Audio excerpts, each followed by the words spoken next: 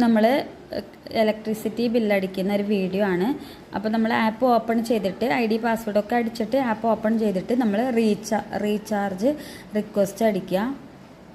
Recharge request അടിച്ചിട്ട് select payment method, അത് ഓൺലൈനിൽ അടിക്കുക.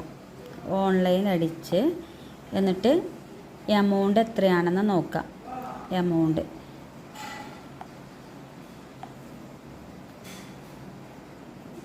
$2649.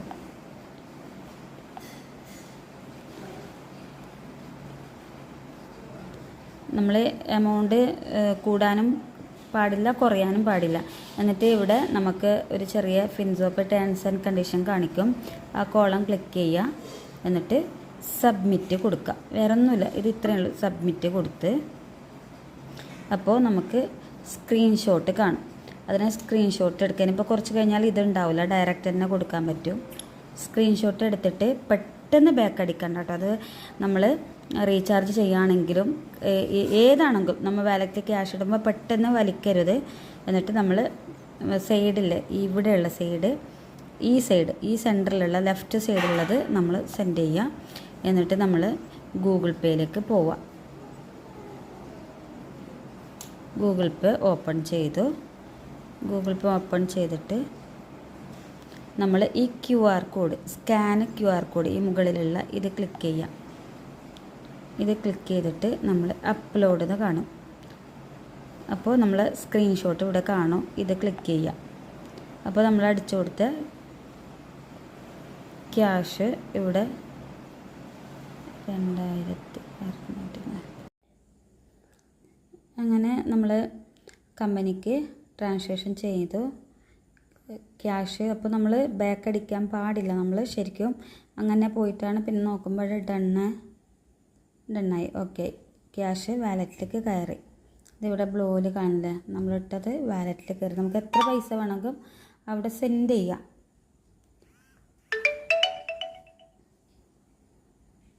സെറ്റായില്ലേ? എന്നിട്ട് നമുക്ക് ഇവിടെ താഴെ ഓപ്ഷൻ ഉണ്ട്. മൊബൈൽ റീചാർജ് ഉണ്ട്. റീചാർജ് ആണെങ്കിൽ ഇത് ഓപ്പൺ ചെയ്യുക.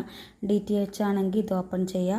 പിന്നെ ഫാസ്റ്റ് ട്രാക്ക് ഉണ്ട്, ഗ്യാസ് ഉണ്ട്. നമ്മളിപ്പോൾ ഇലക്ട്രിസിറ്റി ബില്ലാണ് ഈ ബ്ലൂ ഉള്ളത്. ഇതാണ് നമ്മൾ ക്ലിക്ക് ചെയ്യുന്നത്. ഇത് ക്ലിക്ക് ചെയ്തിട്ട് സെലക്ട് ഓപ്പറേറ്റർ നെയിം,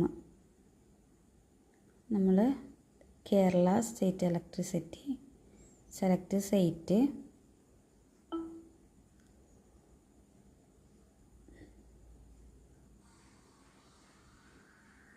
കേരള. എന്നിട്ട് നമ്മൾ ഇവിടെ നമ്മളെ കൺസ്യൂമർ നമ്പർ കൊടുക്കുക. നമ്മൾ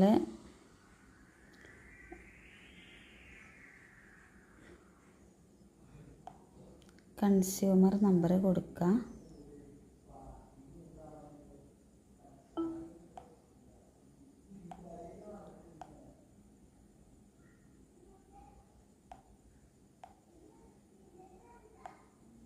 അതിലേക്ക് എന്തും ആഡ് ചെയ്യാൻ പാടില്ല. പുള്ളിയോ കോമയോ ഒന്നും ആഡ് ചെയ്യാൻ പാടില്ല.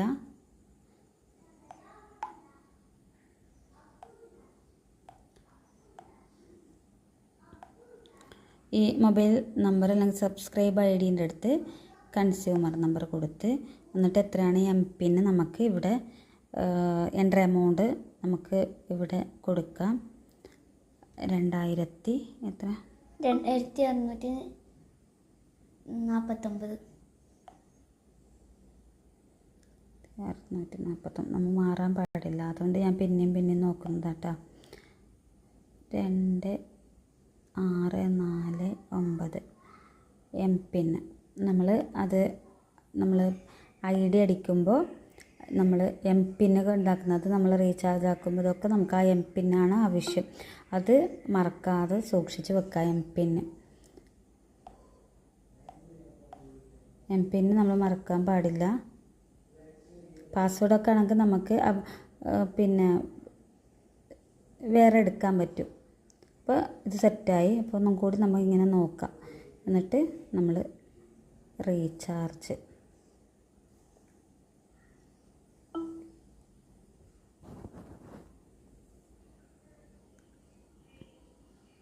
കുറച്ച് വെയിറ്റ് ചെയ്യണം കേട്ടോ. എന്താ റീചാർജ് ആയി. അപ്പോൾ ഇത് 13 രൂപ 24 പൈസയാണ് ഇവർക്ക് കിട്ടിയത്. അതെങ്ങനെയാണെന്ന് വെച്ചാൽ നമുക്ക് ഇത് 590 ആക്ടിവേഷൻ പ്രീമിയം ചെയ്തത്. 590 പ്രീമിയം ചെയ്താൽ നമുക്ക് 1000 രൂപേൻ്റെ ഉള്ളിലുള്ള ക്യാഷ് ബാക്ക് കിട്ടും. ബാക്കി നമുക്ക് കറണ്ട് ബില്ല് അടക്കാം, ബാക്കി കിട്ടൂല. ഇതിപ്പോൾ നമ്മൾ ഒരു 2000-ൻ്റെയോ 1000-ൻ്റെയോ ചെയ്താൽ ഇതിനെക്കാട്ടും കൂടുതൽ കിട്ടട്ടെ, 2% കിട്ടുന്നത്. എന്നാലും ഇതിൽ നമുക്ക് ഇവർക്ക് 13 രൂപ 24 പൈസ ക്യാഷ് ബാക്ക് കിട്ടി. ഓക്കേ.